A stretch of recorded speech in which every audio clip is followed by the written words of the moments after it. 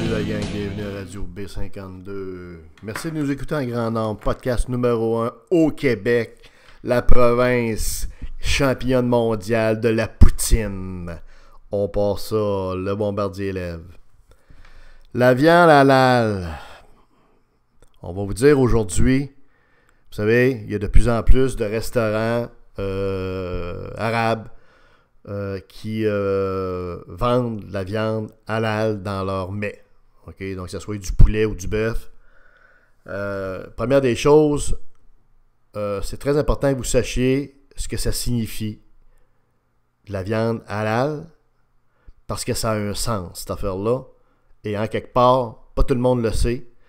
Puis, c'est le but du podcast, c'est de vous l'expliquer très succinctement, très rapidement. On fera pas des grands sparages, on va aller à l'essentiel comme toujours, OK? La viande halal, évidemment, c'est une viande qui a un aspect religieux. Hein? Le mot halal signifie, si on veut, licite ou permis par la religion islamique. Donc, c'est une viande qui est habilitée, si vous voulez, par une religion qui s'appelle l'islamisme. Point à la ligne.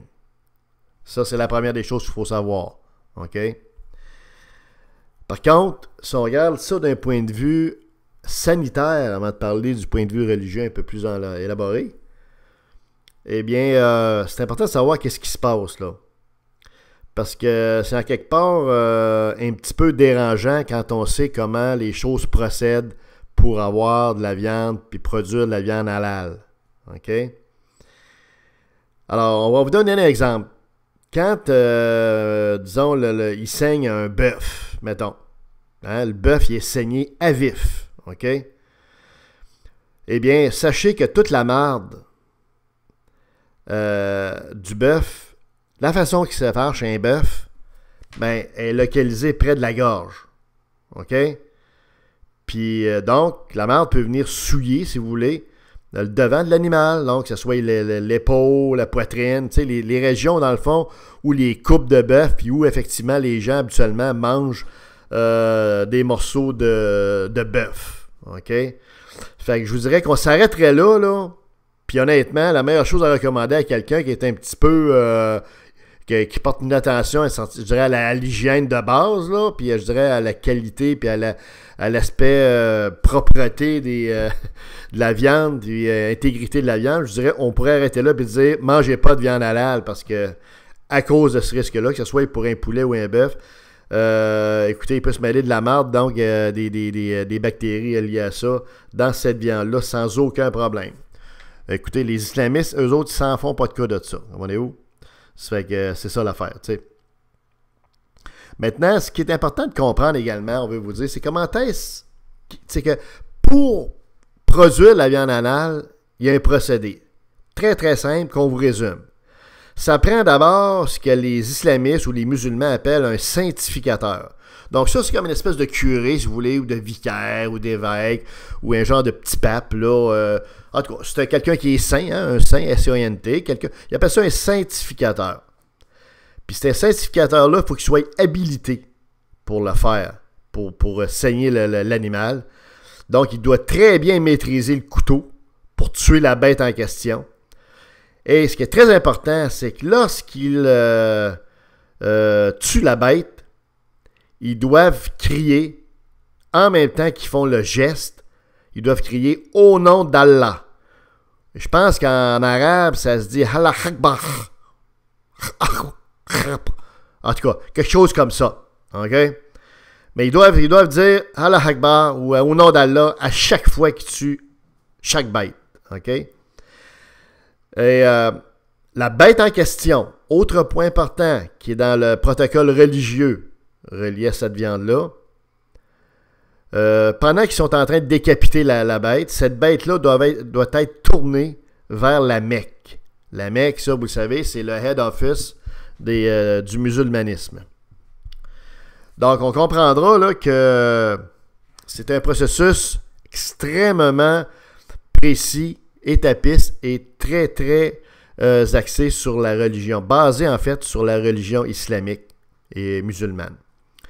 Le sacrificateur en question, qu'on pourrait appeler le décapiteur, celui dans le fond qui saigne la bête, qui coupe la bête, qui tue l'animal, ben, évidemment qu'il doit être musulman. OK? Il y a des conditions là. Il doit fréquenter la mosquée, faire ses prières. OK? Puis le décapiteur, là, autre point important qu'on a vérifié et contre-vérifié, pour avoir son habilitation pour être capable de saigner puis de décapiter une bête, ben, il doit passer un test. Il doit passer un test. Puis finalement, une fois que le test est réussi, là, il est habilité comme tel. Une fois que la bête, le bœuf, ou en tout cas, mettons exemple, un bœuf est tué, okay, une fois qu'il l'a saigné, c'est-à-dire il le laisse vider de son sang. Très important.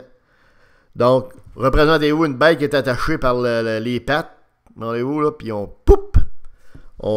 passe, regardez-vous le couteau là-dedans, puis bingo, avant dessus le sang, et il se vide de son sang. OK? Fait que, en quelque part, il y a là-dedans 2-3 affaires importantes à retenir.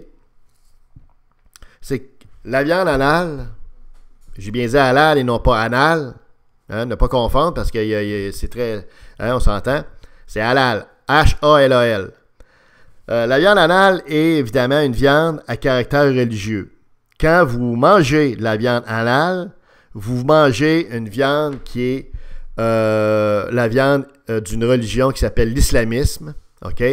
Une viande qui a été bénie, si vous voulez, sanctifiée, appelez ça comme vous voulez, par un procédé religieux, OK?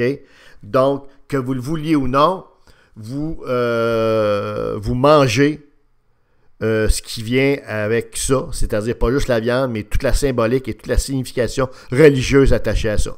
Donc, si vous êtes... bon.